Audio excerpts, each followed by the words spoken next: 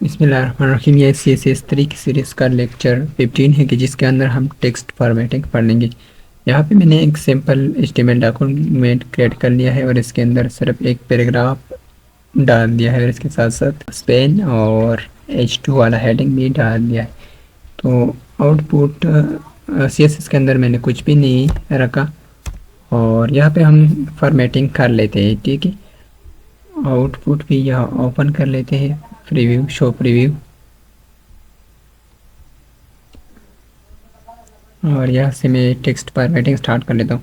सबसे पहले मैं यहाँ पे इसी को एक डेव क्रिएट कर लूँगा और डेव के अंदर ही डाल देता हूँ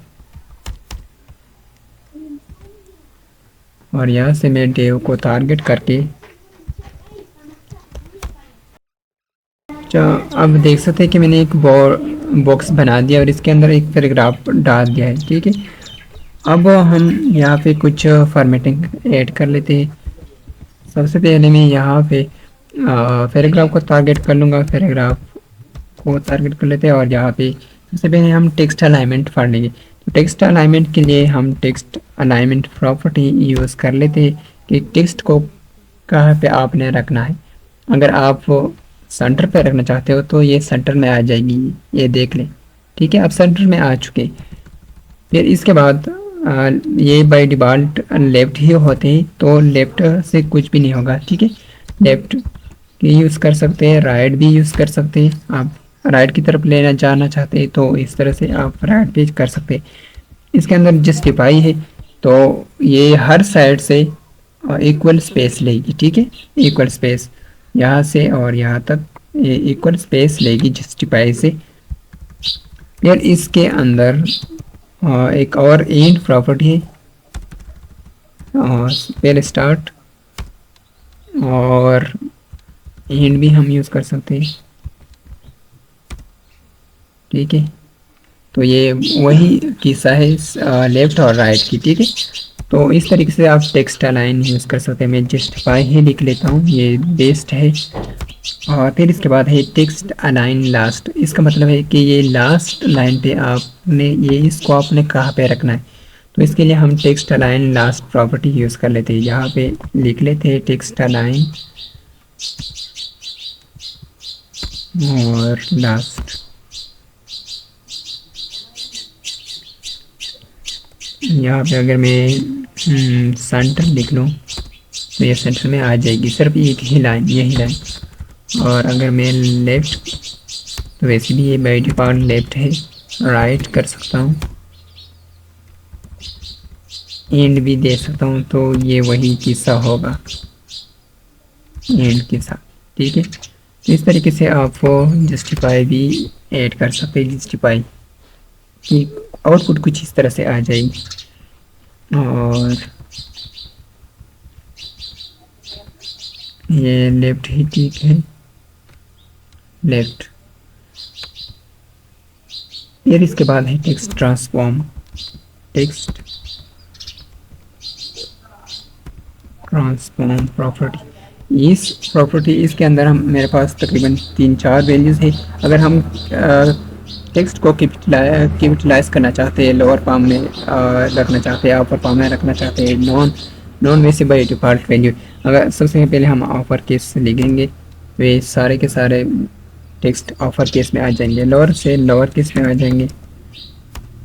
आप देख सकते हैं अगर कोई भी टेक्स्ट कैपिटल में हो तो वो भी लोअर केस में आ जाएगी। फिर इसके बाद कैपिटलाइज तो पहले वाला लेटर, हर स्पेलिंग की पहले लेटर कैपिटल हो जाएगी, आप देख सकते हैं। और नॉन से वैसे भी बाय डिफ़ॉल्ट ये नॉन है। तो इस तरीके से आप ये स्टाइलिंग टेक्स्ट ट्रांसफॉर्म से कर सकते हैं। फिर इसके बाद है टेक्स्ट इंडेंट। टेक्स्ट इंडेंट का मतलब है कि आपने इस लाइन को कहाँ से स्टार्ट करना है, तो इसके लिए हम टेक्स्ट इंडेंट ही यूज़ कर लेते हैं। टेक्स्ट इंडेंट, टेक्स्ट इंडेंट अगर मैं 20 पिक्सल दे दूँ तो आप देख सकते हैं कि थोड़ा सा स्पेस ऐड हो गई यहाँ पे। मैं इसको बढ़ा सकता हूँ और 100 पिक्सल मैंने दे दिया तो स्पेस बढ़ गया। ठीक है, तो इस तरीके से आप ये यूज़ कर सकते हैं। 140 लिख लेते। तो ये हो गया टेक्स्ट इंडेंट। फिर इसके बाद एक नेक्स्ट प्रॉपर्टी हम वर्ड स्पेसिंग। तो वर्ड स्पेसिंग, वर्ड के दरमियान स्पेस क्रिएट करने के लिए हम वर्ड स्पेसिंग प्रॉपर्टी यूज़ कर लेते। यहाँ पे मैं नॉर्मल लिख सकता हूँ, और या अगर कुछ स्पेस ऐड करना चाहूँ तो वो भी ऐड कर सकता हूँ। आप देख सकते हैं कि वर्ड के दरमियान स्पेस ऐड हो गई। इस तरीके से आप ये ऐड कर सकते हैं। फिर इसके बाद है लेटर स्पेसिंग। लेटर स्पेसिंग तो ये हर स्पेलिंग के दरमियान, हर स्पेलिंग के अंदर जो लेटर्स होते इसके दरमियान स्पेस क्रिएट हो जाएगी। लेटर स्पेसिंग, यहाँ लेटर स्पेसिंग और 10 कर लेते हैं। आप देख सकते हैं कि लेटर स्पेसिंग भी ऐड हो गई। अगर मैं इसको कमेंट आउट कर लूँ, आप देख सकते हैं। अब आप देख ले कि इसके आउटपुट कुछ इस तरह से आ रहा है। आप ऐसा भी कर सकते हैं कि मैं अगर ये लेटर स्पेसिंग इसको भी कमेंट आउट कर लूँ और यहाँ से स्पेन को टारगेट कर लूँ। स्पेन वैसे भी मेरे यूज़ कर लिया है। और फिर इसके बाद मैं लेटर स्पेसिंग लिख लूँ, लेटर स्पेसिंग और 5 दे देते हैं। तो आप देख सकते हैं कि अब इसके आउटपुट डिफरेंट नज़र आ रहा है बाकी ये जो पैराग्राफ है इससे। तो इसी तरीके से आप यही प्रॉपर्टी टेक्स्ट पर को फॉर्मेट करने के लिए यूज़ कर सकते हैं। उम्मीद है कि आप लोगों को सही से समझ आई होगी। मिलते हैं नेक्स्ट लेक्चर में, तब तक के लिए खुदा हाफिज़।